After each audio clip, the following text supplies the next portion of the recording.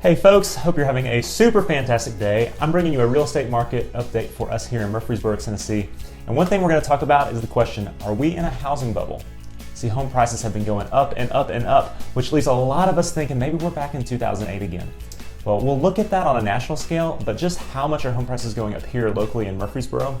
Well, let's get to that. Hey, first of all, our median sales price is up $300,000 for single family homes here in Murfreesboro. That is up 7.5%, and that is phenomenal. And if you know the market right now, you know that home prices keep driving up and up because a lack of homes available and low interest rates. Well, right now we're down to an abysmal 0.6 months of inventory. That's half a month. Let's just shorten that to say that's 18 days of inventory right now, which is crazy. That's playing a huge factor in these rising home prices right now. What some are wondering is, with prices going up and up like this, are we set for some sort of financial crisis right now? Is this going to lead to some kind of crash that we're in store for? Well, let's compare this to 2008 and see how these two events are actually very different. So this first chart is a glimpse of what normal home appreciation should be, which is 3.8% year over year. That's normal and to be expected.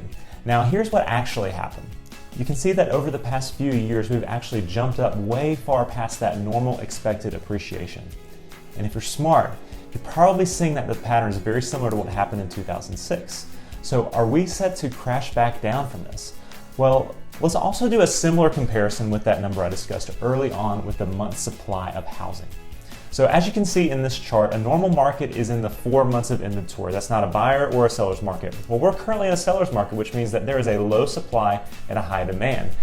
And that is the big issue with what makes this different than the housing crash in 2008.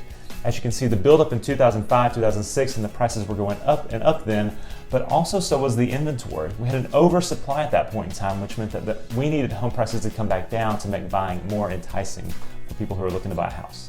All right, so what should happen now? Well, I certainly do not have a crystal ball, but I would suggest that we certainly shouldn't have a crash because the demand is just way too high right now.